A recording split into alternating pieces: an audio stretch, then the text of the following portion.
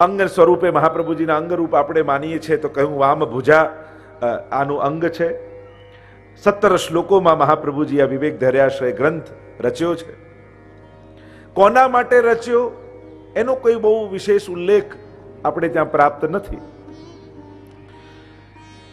રચનાનો કાળ કોઈ એવો વિશેષ રૂપે મળતો નથી, પણ લગભગ 4 ટીકાઓ વિવેક ધૈર્યાશ્રય ઉપર પ્રાપ્ત છે.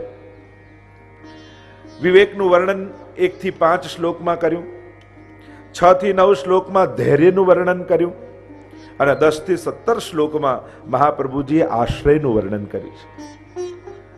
આપણે પ્રવેશ કરી આવો. આ બધા પાસે 16 ગ્રંથ છે. પહેલા 5 શ્લોકોમાં 5 શ્લોકોના ગાન કરીએ એટલે વિવેકની ચર્ચા આપણે એક સાથે આ 5 શ્લોકોની કરીશું. શ્રી મહાપ્રભુજીએ વિવેકની ચર્ચા કરી છે. વિવેક ધૈર્યપૂર્વક આશ્રયની સિદ્ધિ કેમ થાય, 9 પ્રકારના વિવેક મહાપ્રભુજીએ બતાવ્યા. સીધા આપણે વિવેકની ચર્ચા પર જઈએ. આપણે મને વિચાર છે કે આજે લગભગ આ વિવેક ધૈર્યાશ્રય તો વિશેષ ગ્રંથ મહાપ્રભુજીનો છે, એટલે 9 વિવેકની ચર્ચા મહાપ્રભુજી કરે છે. અને આ વિવેક બધા આધ્યાત્મિક વૈષ્ણવી જનના વિવેક છે. જ્યારે વૈષ્ણવી જીવન જીવવું છે, ત્યારે સેવા કેમ કરવી, ઠાકોરજી કેમ જગાડવા, કયા વસ્ત્રો ધરવા, જારી કેમ ધરવી, ઠાકોરજી કેમ પોઢાડવા, આ બધું જ શીખીએ છે, આ બધું જ શીખવાડવામાં આવે છે. પણ એ સમયે મન કેવું રાખવું એ કોઈ આપણને શીખવાડતું નથી. સંસારમાં રહેતા રહેતા માણસે સમજ કેવી કેળવવી એ કોઈ આપણને શીખવાડતું નથી. એ શીખવાડે છે શ્રી મહાપ્રભુ આ વિવેક ધૈર્યાશ્રય નામના ગ્રંથમાં. એટલે મને તો એમ થાય કે જીવ જ્યારે બ્રહ્મ સંબંધ લે અને એમ કે હવે મારે વૈષ્ણવી જીવન જીવવું છે, તો એને સૌથી પહેલું આ વિવેક ધૈર્યાશ્રય ગ્રંથ ભણાવવો જોઈએ કે તું પહેલા આ વાંચીને આવ. અને આ ગ્રંથ કેવલ કોઈ પુષ્ટિમાર્ગીય જીવ માટે જ નહીં, પણ જેણે પણ એક ભક્ત તરીકે પોતાના જીવનને સફળ કરવું છે અને સંસારના ઉદ્વેગિત ન થઈ અને પ્રસન્નતાપૂર્વક સાંસારિક જીવન જીવવું છે, એણે આ વિચારધારાથી જીવવું જોઈએ. પહેલો વિવેક મહાપ્રભુજી આપણને આપ્યો, હરિ સર્વમ નિજેચ્છાતઃ કરિષ્યતિ. હરિ સર્વમ કરિષ્યતિ, પહેલો વિવેક. બીજો વિવેક, હરિ સર્વમ નિજેચ્છાતઃ કરિષ્યતિ. આ 2 વિવેક સૌથી પહેલા કયો, શ્રી હરિ વૈષ્ણવનું બધું જ કરી આપશે. હરિ સર્વમ કરિષ્યતિ, કારણ તમે શરણાગત થયા છો. અને શરણાગત થયા છો એટલે ભગવાને ગીતાજીમાં જ વચન આપ્યું છે, યોગ ક્ષેમમ વહામ્યહમ.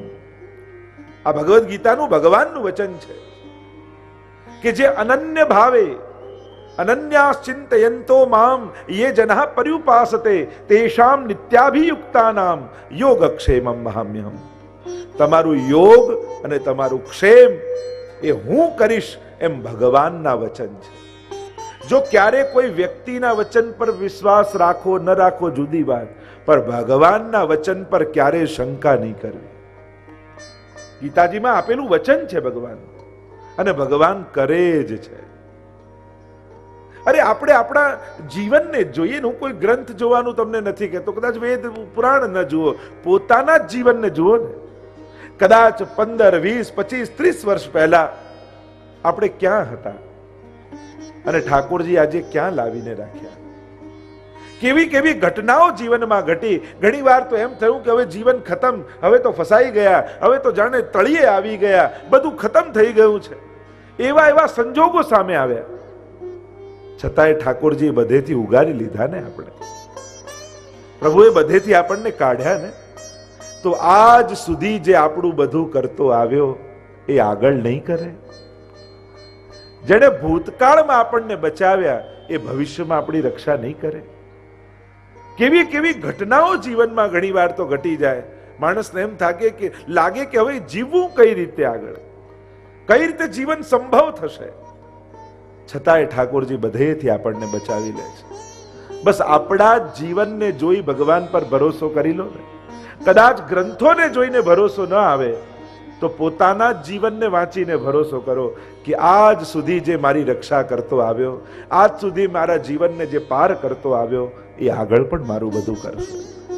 મહાપ્રભુજી કહે આ સૌથી પહેલો વિવેક વૈષ્ણવનો હોવો જોઈએ, પ્રભુ મારું બધું જ કરશે.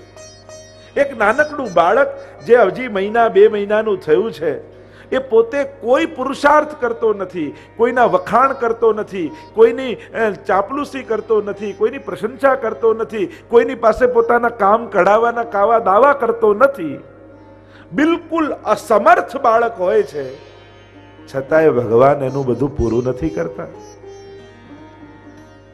એ કોને પટાવવા જાય છે, કોને મનાવવા જાય છે, એ કોની પાસે પોતાના કામ કઢાવવાના કર્તવ્યો કરે છે? કઈ નથી કરતો, બિલકુલ અસમર્થ. એને બોલતા નથી આવડતું, ચાલતા નથી આવડતું, સમજાવતા નથી આવડતું, પૂરું દેખાતું નથી, પૂરું સંભળાતું નથી, તોય ભગવાન એના પોષણની બધી જ વ્યવસ્થા કરી દે છે.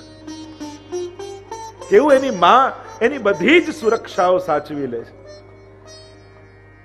નહીં તો માં એ જીવાત્માને ઓળખતી હતી? ક્યાંથી આવ્યો, મોટો થઈને શું કરશે, કેવો થશે, પહેલા બધું આની જોડે ચોખવટ કરી લઉં, પછી આનું લાલન પાલન કરીશ.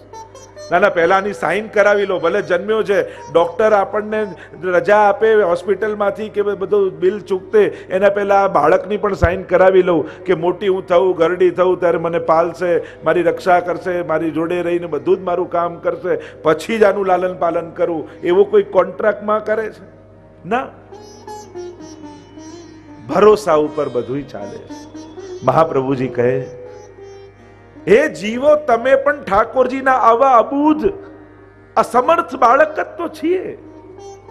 ઠાકોરજી આગળ બ્રહ્મ સંબંધ લઈને વચન આપીએ છીએ કે પ્રભુ બધું જ આપનું છે, પણ એ બાળકને જેમ ભરોસો મા ઉપર છે. એ તો બાળક ક્યારે જીદ પકડે, નર્સને કે ના ના મને ઘરે ના મોકલતા, મમ્મી બધું નહીં કરે, મને હોસ્પિટલમાં જ રાખો. અને અત્યારે તો લોકો એવા છે કે જો એ મા બાપને પહેલેથી ખબર પડી જાય કે અમને વૃદ્ધાશ્રમમાં મોકલવાના છે, એ પહેલા તો મા બાપ આને અનાથાલયમાં મૂકી આવે, એવું થઈ જાય ને. બધું પૂરું થાય છે. સમર્પણ કરેલા જીવે ક્યારેય કોઈ શંકા નહીં કરે. સૌથી પહેલો વિવેક આજે ગાંઠ બાંધી લો, એવા ભરોસા સાથે જીવો કે ભગવાન મારું બધું જ કરશે. પણ એ વાત ચોક્કસ, જેમાં મારું ભલું હશે એ બધું જ કરશે. એક વાત જોડી દઉં ખાલી, હું માંગુ એ આપે નહીં, જેમાં મારું ભલું હશે એ બધું જ આપશે. એટલે ભગવાન મારી શરતે ચાલે એ જરૂરી નથી. તો આપણી તો માંગો એવી હોય, તો ઘણી વાર કહું લોકો માંગે એવું કે ભગવાનને ચક્કર આવી જાય. હે ભગવાન, વરસાદ ના પાડતા કપડા સૂકવ્યા છે, તારા કપડા પાછળ ભગવાન વરસાદ બંધ કરી દે. લોકોની માંગો એ કેવી હોય કે આમ ખગોળ ભૂગોળના નિયમો ફેરવી નાખે. જો કઈ સુકવણીમાં મૂક્યું હોય ને ધાબે, તો લોકોની માંગો એટલે પ્રભુને એમ થઈ જાય કે મારે આને કપડા સાચવવા કે ખેતરમાં વરસાદ પાડવો. તો આપણી તો માંગો ઉપર જો ભગવાન ચાલે તો સૃષ્ટિ ચાલી જ ન શકે. કોઈ ડોક્ટર એમ કે આમ આશીર્વાદ આપો ને પ્રેક્ટિસ સારી ચાલે, તો અમારે શું આશીર્વાદ આપવા એના? કે બધા બીમાર પડી જાય. અમે તો એવા આશીર્વાદ આપીએ કે આશીર્વાદ એવા છે કે જેને અડો એ સાજા થઈ જાય. તો આપમેળે પ્રેક્ટિસ સારી ચાલે કે જેને અડો એ સાજા થાય. નહીં તો કોઈ દવાની દુકાન ખોલે એમ કે સારી દુકાન ચાલે, એવા આશીર્વાદ આપો. તો પ્રભુ બધું જ કરશે એવો ભરોસો. દ્રઢતાપૂર્વક આજે મનમાં સંકલ્પ કરેલો કે એ બાબતમાં મારે ક્યારે શંકા, અને આવો જેને ભરોસો હોય એ તો ખોળામાં રહેલા બાળક જેવો કેવો નિશ્ચિંત થઈ જાય. જરાય ચિંતા હોય. ક્યારે કોઈ ખોળામાં રહેલા 2 મહિનાના બાળકને આમ કપાળે હાથ રાખીને ટેન્શનમાં જોયો કે આ ખોટા શેર લેવાઈ ગયા? ક્યારે એને ટેન્શનમાં જોયો? એ તો નિશ્ચિંત જ હોય, પ્રસન્ન જ હોય. અરે ઝૂંપડામાં કાલે શું ખાઈશું એ ચિંતા મા બાપને જે ઘરમાં છે, એવા ઝૂંપડામાં પેદા થયેલો બાળક તો નિશ્ચિંત જ હોય. એને ચિંતા ના હોય, તો આનંદમાં જ હોય, એને તો પ્રસન્નતા જ હોય. એને તો બાળક કહેવાય ને, કે જેને ક્યારે ચિંતા ન હોય. આવો ભરોસો, કારણ કે એને ભરોસો છે જેના ખોળામાં છું એ ભૂખ્યો નહીં સુવાય. એમ જ વૈષ્ણવો, પ્રભુના જેના ચરણે તમે છો એના પર ભરોસો રાખજો, એ ક્યારે ભૂખ્યા નહીં સુવાય. આ પહેલો વિવેક. ખાલી આટલો ભરોસો, પહેલો વિવેક આવી જાય, કેવી ચિંતાઓ જતી રહે. બધી જ ચિંતા સમાપ્ત થઈ જાય. ચિંતા કાપી ન કાર્યા નિવેદિતાત્મ ભી કદાપિતિ ભગવાન અપી પુષ્ટિસ્થો ન કરિષ્યતિ લૌકિકીમ જગતે.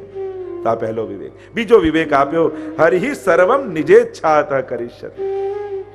પહેલું સર્વમ કરિષ્યતિ, આ પહેલો વિવેક. અને હવે નિજેચ્છાત, પ્રભુ બધું જ કરશે પણ પોતાની ઈચ્છા પ્રમાણે. એવી શરતે ભક્તિ ન કરો કે હું જે કહું એ પ્રમાણે, મારા કયા પ્રમાણે ભગવાન ચાલે, એવી શરત સાથે ન હોય. બેકસીટ ડ્રાઇવિંગ નહીં કરવી. તમે અર્જુન બનીને રથની લગામ ભગવાનને સોંપી અને પછી એમ કહો હવે આમ જમણી બાજુ લેજો ને હવે આમ ડાબી બાજુ લેજો ને આમ, તો આપણે ડ્રાઈવર હોય ને એ કંટાળી જાય, બહુ કે કરો ને તો લો તમે જ ચલાવો, હું પાછળ બેસું છું. અર્જુનની તકલીફ એ જ હતી, એ બેક સીટ ડ્રાઇવિંગ કરવા ઈચ્છતો હતો કે ભગવાન રથ ના ઉપાડે. હવે ગીતાજી નો દિવસ છે એટલે પછી એની ચર્ચા વચ્ચે નીકળી જવાની. તો કે રથ ચલાવો અને આ ભગવાનને સેનયોર ઉભયોર મધ્ય રથમ સ્થાપય, બંને સેનાઓની મધ્યમાં રાખો એવી આજ્ઞા તો કરી, પણ એને ક્યાં ખબર છે કે ચલાવનારો કૃષ્ણ છે. જાણી કરીને એવી જગ્યાએ રથ ઉભો રાખ્યો તો બધા મામા ને સસુર ને ભાઈઓ ને કાકા ને ગુરુ ને એ જ બધા દેખાયા. જો ભગવાન ઈચ્છે તો એવી જગ્યાએ રથ લઈ જાત જ્યાંથી દુશાસન ને આ બધા દેખાત, તો લડવાનો ઉત્સાહ વધી જાત અર્જુનનો. પણ ભગવાને જાણી ખરીને, કારણ કે રથ તો યોદ્ધાઓ તો કેટલા છે અને કેટલી મોટી સંખ્યામાં સેનાઓ ઊભી છે, પણ આ કૃષ્ણ જાણી કરીને રથ ત્યાં લઈ ગયા. અર્જુન વિચાર કરે છે, મોહમાં છે, શું કરવું શું ન કરવું, આમ કરવું ન કરવું, યુદ્ધ લડવું ન લડવું, અનેક પ્રકારની ગીતાજીમાં તો ઘણી ચર્ચાઓ છે. પણ ભગવાનને રથ સોંપ્યો છે કે આપ બધું કરવાના છો તો મારા પ્રમાણે ચાલો. આ સેવકનો ધર્મ નથી.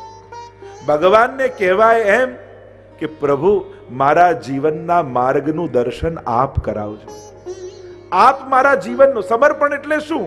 આપણા જીવનના રથની લગામ ભગવાનના હાથમાં આપી દેવી, એનું નામ સમર્પણ. કે પ્રભુ આજ સુધી મનને જ્યાં જ્યાં કહ્યું ત્યાં મન પ્રમાણે રથ ચલાવ્યો, હવે આપનો થયો છું, હવે લગામ હું આપના હાથમાં આપું છું. આપ મને માર્ગદર્શન કરજો, આપ દિશા આપજો. એટલે ભગવાનની ઈચ્છા પ્રમાણે જીવવું, નિજેચ્છાતઃ. અને વાર્તા સાહિત્યમાં કહ્યું ને, પ્રભુ કરે સો ભલી કરે. પ્રભુની ઈચ્છામાં પ્રસન્ન રહેવું. પ્રભુની આમાં કંઈક ઈચ્છા છે. આપણા દ્રષ્ટિકોણ બહુ નાના છે.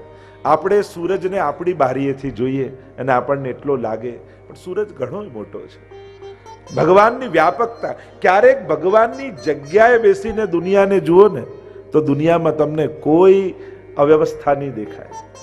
આપણી ખુરશી પર બેસીને દુનિયાને જોઈએ છે ને એટલે આપણને એમ લાગે કે આ ખોટું, આ સાચું, આ આમ નતું કરવું જોઈતું, આમ કરવું જોઈતું. કારણ કે ભગવાનની જગ્યાએ બેસીને જુઓ, એ સર્જકની જગ્યાએ બેસીને જ્યારે સર્જનને જુઓ ત્યારે જ એના સર્જન માટે સાચો ન્યાય કરી શકાય. આપણે દુનિયામાં કોઈ એટલા મહત્વના વ્યક્તિ નથી કે ભગવાનને આપણને દુઃખી કરીને મજા આવે. અરે ખાલી બીજા ગ્રહ પરથી જઈને પૃથ્વીને જુઓ ને તો ત્યાંય તમે નહીં દેખાઓ. આખા બ્રહ્માંડમાં પૃથ્વી એક રાઈના દાણા જેટલું છે. આપણે કોઈ એવા મહત્વના વ્યક્તિ નથી કે ભગવાન આપણા સુખ અને દુઃખ માટે કોઈ વિશેષ પુરુષાર્થ કરે.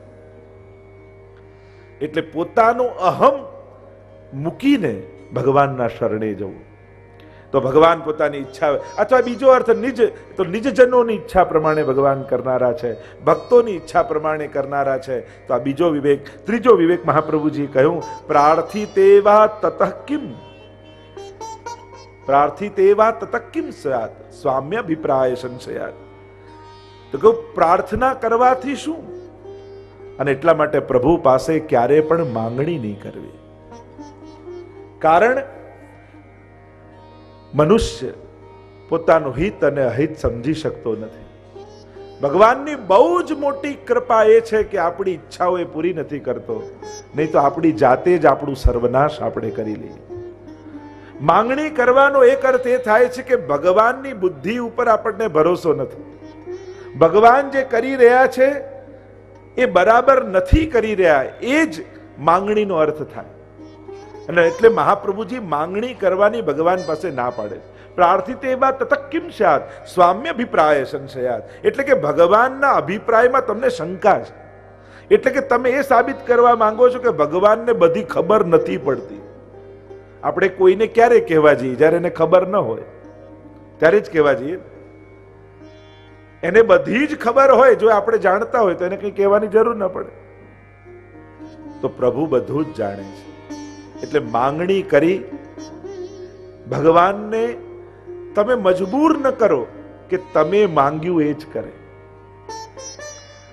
પ્રાર્થના ન કરો, માંગણી ન કરો. પુષ્ટિ માર્ગમાં માંગણી કરવાની ના કહી છે, કારણ કે એ અંતર્યામી છે, એ જાણે છે, એને બધું જ ખબર છે. કયા સમયે આપણને શું આપવું એને વધારે ખબર છે. પ્રાર્થના યાચના નહીં કરવી. પ્રાર્થનાનો અર્થ થાય કોઈ વિશેષ પ્રયોજન સાથે માંગણી કરવી.